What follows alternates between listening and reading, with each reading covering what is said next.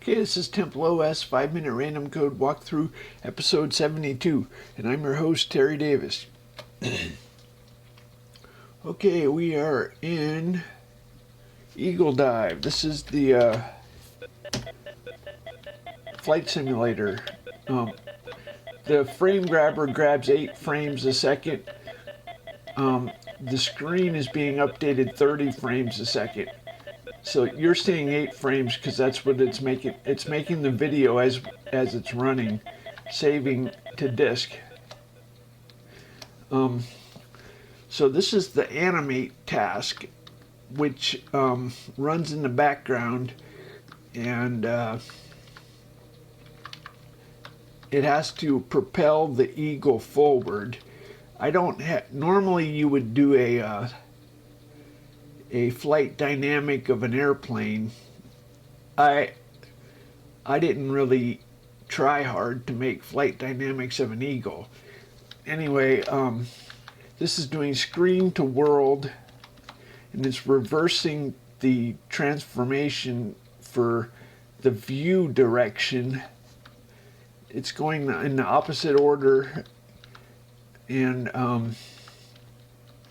then once you reverse it, the transformation, screen to world, then that gives you the then you add to the XYZ of the eagle. This is the master XYZ of the location of the eagle. It calls this this does a rotation. We use 4x4 matrices for the projection. That allows for a translation to be included. It's a little trick they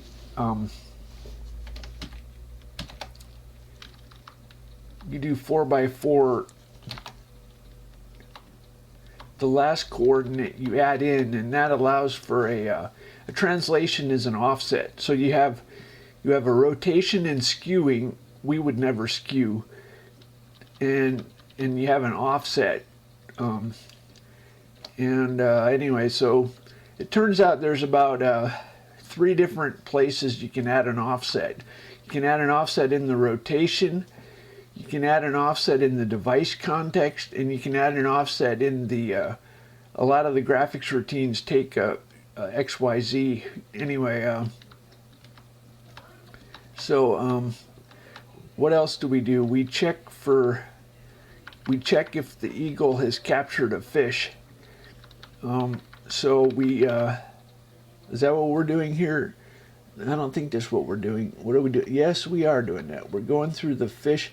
Oh, if the eagle is underwater, then if the eagle is underwater, we check for a fish.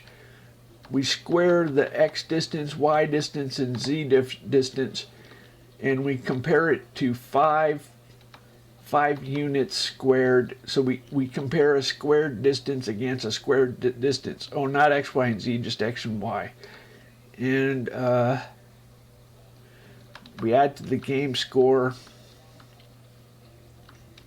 We mute the music and play a tone. VMware doesn't support PC speaker anymore. They used to support it.